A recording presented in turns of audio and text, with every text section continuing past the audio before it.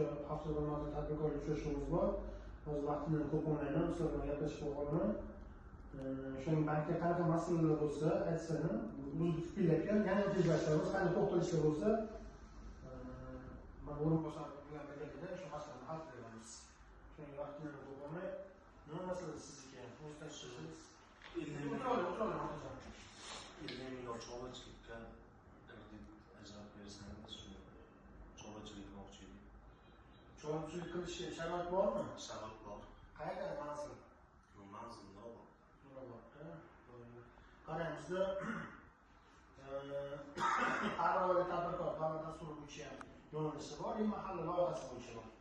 Har bir tadbirkor loyihasi bo'yicha bizga qaraydi, mikrofon qaraydi. Siz yashayotgan hududda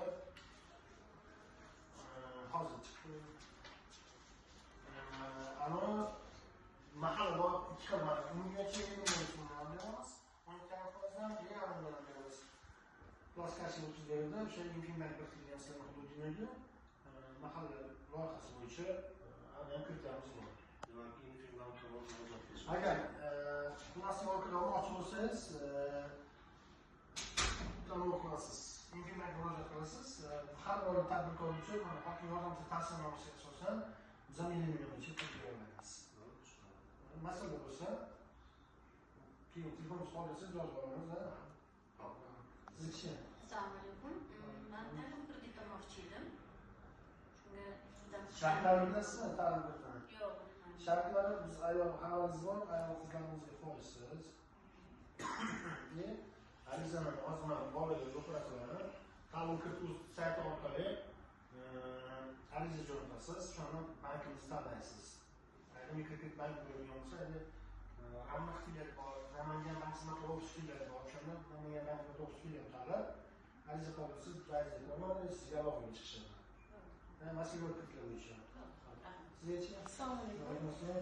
Hozir men surishtirganda kafillik kreditlar deyishyapti. O'sha sug'urta asosidagi kreditlarning ochiladimi? Shu haqida bilmoqchi edim. Hozir men yigitga aytdim, har bir oila tadbirkor loyihasi bo'yicha sug'urta asosida ular o'sha bizga qaralgan hudud bo'lsa, sug'urta asosida kafillik ham bor. Mahalla loyihasida 5 million ichida hozir distributorlar qancha bo'lib chiqilyapti. Sug'urtasi biz ko'proq kafillikka e'tibor qaratamiz, sababi sug'urtaga to'lovlarimizda ko'pi bizni moliyaviy aktivlarimiz, ya'ni kreditlarimiz soni oshib ketyapti. Siz qancha olasiz? 50 million. Hozirgi kunda kafillik asosida. O'sha sug'urta asosida ochiladimi deb so'radim. Endi hozirgi ruxsat kelmaguncha hech nima deyolmayman. Ko'rsatma kelmaguncha. Qanday olib qo'yasiz? Assalomu alaykum. Biz chopmosh olmoqchi edik. Chopmoshni limit qancha ochiladi? Ijarachiligi asosida. Qaysi hudud sizniki? Elabod. Elabod bilan hozir limit berish boshladi. Markaz bankdan ishlab, ta'sirnoma jo'natolmayapti, hokim yordamchisi. Ashka beryapti, o'zi hozir markaz bankga chiqamiz, uni ko'ryapti, limit tashlayapti.